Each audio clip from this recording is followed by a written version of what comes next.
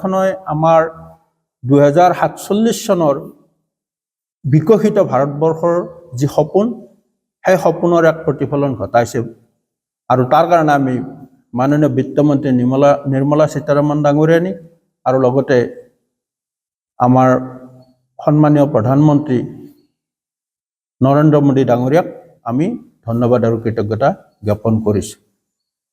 মূলতঃ আমাৰ এই যি বিকশিত অসমৰ স্বপ্ন সেই স্বপ্নক বাস্তৱ ৰূপ দিবলৈ এই বাজেটখনে আমাক সহায় কৰিব।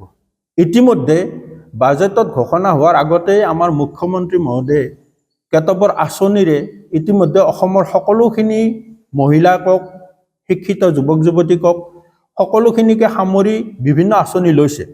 বিৰোধী পক্ষই এই আঁচনিসমূহক সমালোচনা কৰে সদায়, কিন্তু এই আঁচনিসমূহে যে আমাৰ মহিলাসকলক অৰ্থ ব্যৱস্থাত অংশগ্ৰহণৰ এটা সুযোগ প্ৰদান কৰিছে, মহিলাসকলক যে উৎসাহী কৰিছে, এই কথাটো তেওঁলোকে উপেক্ষা কৰিছে।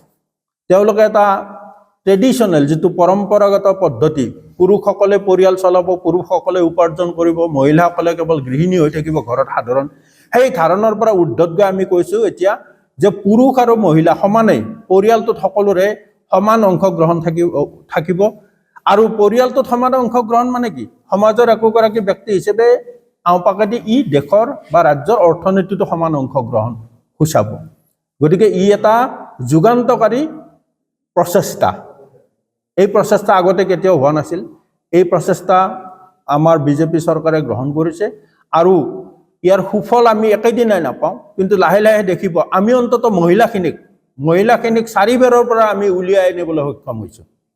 আজিৰ মহিলাই অন্ততঃ এই উদ্যমিতা আঁচনিৰ যোগেদি তেওঁলোকে গোট স্থাপন কৰি তেওঁলোকে অন্ততঃ উন্নয়নমুখী যাত্ৰাত অংশীদাৰ হ'বলৈ আগবাঢ়িছে।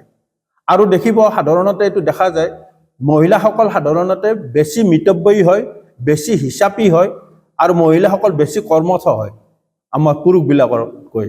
গতিকে সেইকাৰণে পুৰুষতকৈ মহিলাৰ অংশগ্ৰহণটো ভৱিষ্যতে অসমৰ অৰ্থনীতিত যদি এই প্ৰচেষ্টা আমাৰ অব্যাহত থাকে, সেই অংশগ্ৰহণে অসমৰ অৰ্থনীতিত এক ডাঙৰ প্ৰভাৱ পেলাব।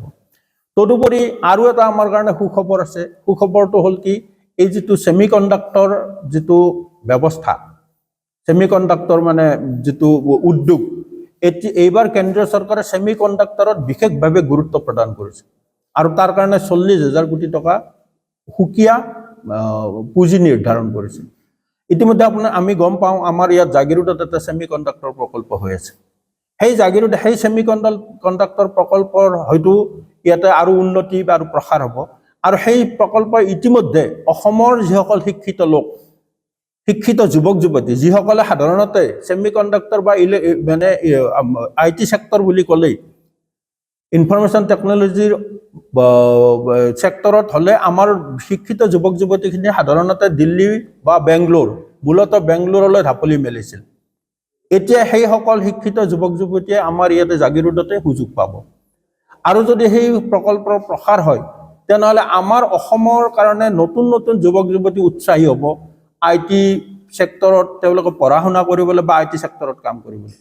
প্ৰকাৰান্তৰে ই শিক্ষিত নিবনুৱা যুৱক যুৱতীৰ কাৰণে ই এটা আশাৰ বতৰা কঢ়িয়াই আনিছে।